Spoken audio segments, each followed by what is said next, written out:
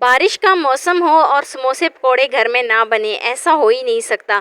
तो आज मैं आपके साथ सिर्फ आलू से बहुत ही मज़ेदार से लच्छा पकौड़े की रेसिपी शेयर करूंगी।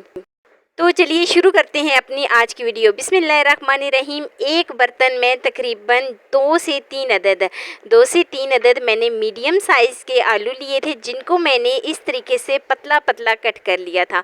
अच्छा, यहाँ पर कटिंग जो है ना, आप देख सकते हैं कि किस तरीके से मैंने इसकी कटिंग की है। आलू कटर से आप इस तरीके से बिल्कुल आसानी के साथ इसकी कटिंग कर सकते हैं। तो यहाँ पर मैंने आलू की कटिंग कर ली थी। आलू एक बर्तन में डाल लेती हूँ और प्याज, यहाँ पर मैंने एक मीडियम साइज़ का प्याज लिया था। प्याज को मैंने स्लाइसेस में ही कट कर लिया था। तो प्याज ऐड करूँगी। तो 2 से 3 चम्मच जो खाने के होते हैं वो भर के मैं इसमें बेसन डाल देती हूँ।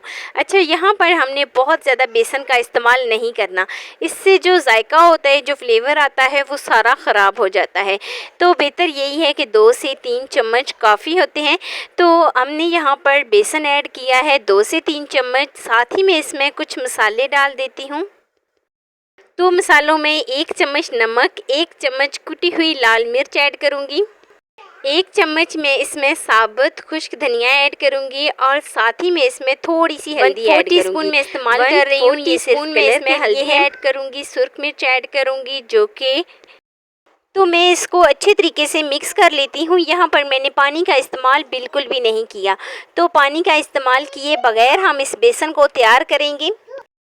तो अभी हमने इसमें कुछ भी इस्तेमाल नहीं किया, ना ही पानी का इस्तेमाल और ना ही हम इसको हाथ से मिक्स करेंगे।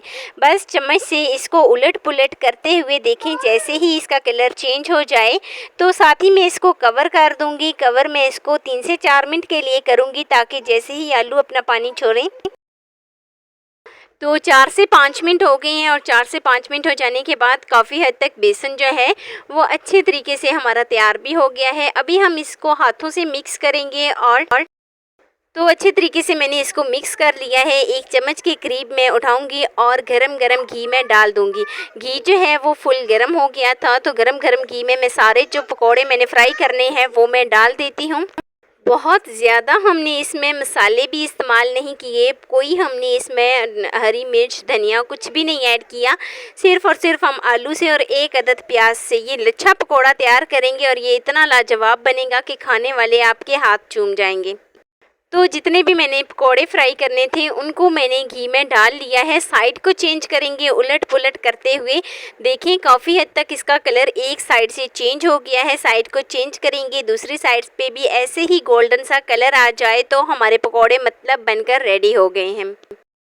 तो एक छन्नी में मैं इनको निकाल लेती हूँ और सर्व कर लेती हूँ। फिर मैं आपको इसकी फ़ाइनल लुक पे लेके जाती हूँ। तो मज़ेदार से हमारे पकोड़े बनकर रेडी हो गए हैं। वैसे भी बारिशों का मौसम शुरू होने वाला है और आप भी इस तरीके से ज़रूर बनाएं। तो यहाँ पर ये देखिए जी, मिनटों में हमने इनको बना लिया है। बहुत ज़्यादा मेहनत भी नहीं करनी पड़ी। बहुत ही कम इंग्रेडिएंट्स के साथ हमारे पकोड़े बनकर रेडी हुए हैं।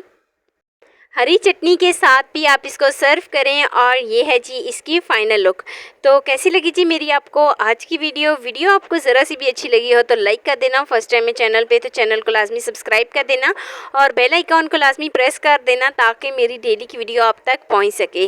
दोस्तों के साथ, रिश्तेदारों के साथ शेयर लाजमी करना और मुझे एक प्यारा सा खूबसूरत सा फीडबैक लाजमी देना कि मेरी आपको आज की वीडियो कैसी लगी। मिलते हैं जी नेक्स्ट वीडियो में एक नई और बहुत ही मज़ेदार सी रेसिपी के साथ। अपना बहुत सारा ख्याल रखना। अल्लाह हाफिज़।